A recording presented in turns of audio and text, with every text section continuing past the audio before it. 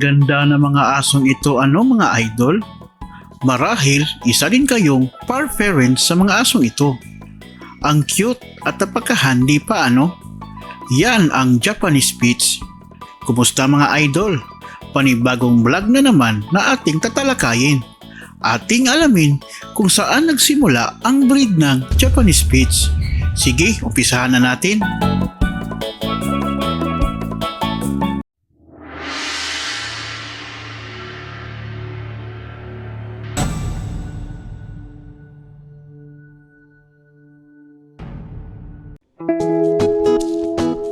Japanese Spitz or Nihon Shih sa pangalang Hapon na may small at medium size na klase ng aso at ito ay pinsan ng Pomeranian. Sila ay hawig din sa American Eskimo Dog at Samoyed. Nagsimula ang breed na ito noong 1920s at 1930s. Siyempre sa bansang Japan. Sa mga panahon na yon, ang mga breeders na Hapon ay naghahanap ng mga hybrid Spitz na aso para gawing Japanese Spitz. Sinimulan nila ito sa isang white German Spitz at tinalapan nila ito sa northeastern China para makahanap pa ng tamang ibibreed. Ito ay una nilang in-exhibit sa Tokyo noong 1921. Pero di nakapasa sa exhibit at wala talagang na-declare na maging breed ng Japanese Spitz. Kaya from 1925 hanggang 1936 ay sari-saring Spitz breed na ang dumating na galing pa sa ibang bansa para lang makuha ang minimiti nila na makabreed ng isang Japanese Spitz.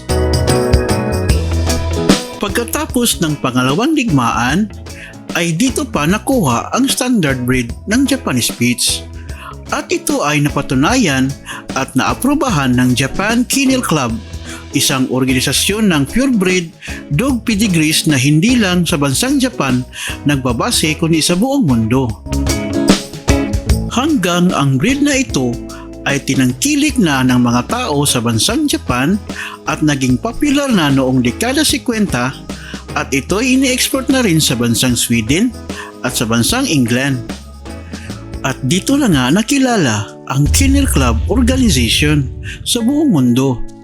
Taong 1977 ay dito na nga opisyal na pinakilala ang Japanese Spitz at unti-unti na ngang umabot ang breed na ito sa buong mundo gaya sa bansang Canada, New Zealand, India, Australia at Amerika na kung saan may Kennel Club office din. Ang Japanese Spitz ay loyal, aktibo at matalino at sila ay nakilala rin sa pagiging malakas ang loob, malambing at napagmahal.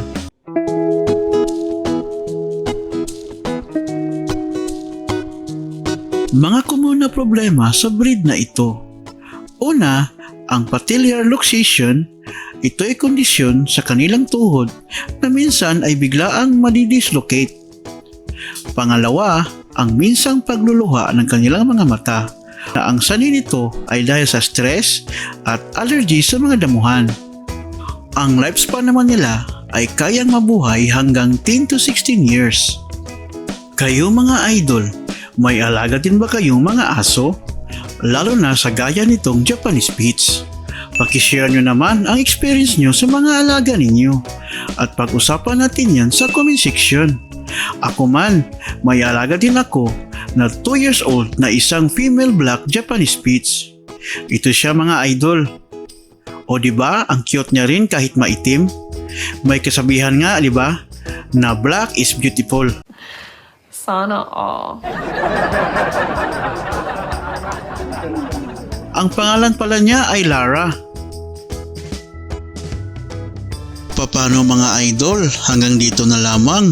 Kung bago ka pa lang sa channel na ito at nagustuhan mo ang ganitong content or mahilig ka sa ganitong content, ay hinihiling ko na mag-subscribe ka na at pindutin ang notification bell para ma-notify ka sa mga bagong upload na video.